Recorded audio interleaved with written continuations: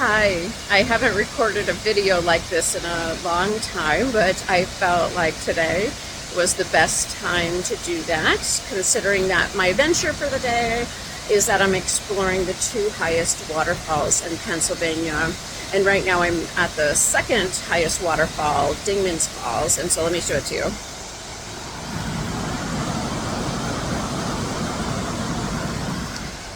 It's magnificent and also a perfect metaphor for life and how it's always changing. And I've been thinking a lot about the changes in my life and the suffering that I've experienced clinging to a past that I can never go back to, past that I wish never happened, a future that may or may not happen. And just all the ways, like even in the moment, squandering the present moments, squandering present moments of happiness by thinking about the past and, worrying about the future. And also just all the ways that I impede myself. And I'm really working on the direction that I want my life to go, and more specifically the direction I want my life to go if it isn't driven by insecurities, by my desire to prove that I'm enough. And what would I want if I wasn't being driven by that? And one thing that I have always come back to in my life is no matter what season I am in, I always come back to traveling. I've already stepped on 6 continents, and so I've already been very fortunate, but I still have many countries I want to experience. And so I've been thinking about how can I reach my goal of being able to step foot on every country in the world and really explore, spend most of my life exploring the world, seeing amazing places, meeting new people, having new experiences. And I've put a lot of thought into this, and I am 99.9% sure I'm going to pursue the digital nomad lifestyle. But to make sure I'm 100% sure, I am going to test it out this summer. I'll be gone for 4 months starting in mid-July. And during those 4 months, I will be visiting 5 countries in Asia. And I will be stepping foot on my last 4 states in the US. And so very exciting. But just because this is very exciting doesn't mean that everything has been exciting over the past few months when deciding to get to this point. Because during the past few months, I've been doing a lot of inner work, specifically on the things that have held me back up to this point and will continue to keep holding me back if I don't focus on them. And one thing that I know that I need to focus on is my eating disorder.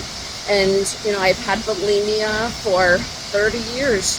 I'm 42 years old, and the bulimia started when I was 12 years old, when the sexual abuse that I've experienced was at its worst. And my abuser at that time was the cruelest of them all. And even though I haven't experienced sexual abuse in a long time, the abuse that these men started, I've continued. And I have hurt my body and said more harmful things to my body and to myself than all my abusers combined over these past 30 years. And so I've taken time to really focus on being kinder to myself and listening to my body and not fighting my body. And so I have so much to tell you, and so I'll break this up into other videos over time. But another thing I haven't shared, because it's taken me a lot of time to process, is that I found out, probably been about 9 months ago, or maybe 7-8 months ago, I found out just how bad the degeneration in my spine is. And I knew my back was getting worse. I could tell, but it became real when I saw the imaging.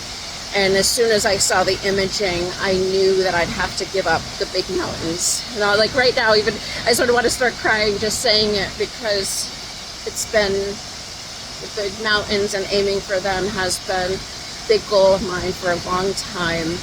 And so I've been re-envisioning my life. What would it look like if I'm not aiming for these monstrous mountains and, having to train, physically and train mentally and,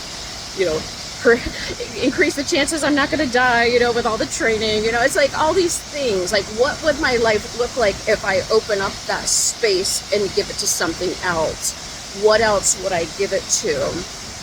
And what I came to the conclusion of is that I'm going to give it to me, like back to me, because I have known for years that I shouldn't be pursuing the big mountains anymore. My body has been telling me for years that I was abusing it, that it couldn't handle it, and this is a busy place, so we're gonna have some people passing us. But my body has been screaming at me for years to tell me to ease up and to start listening.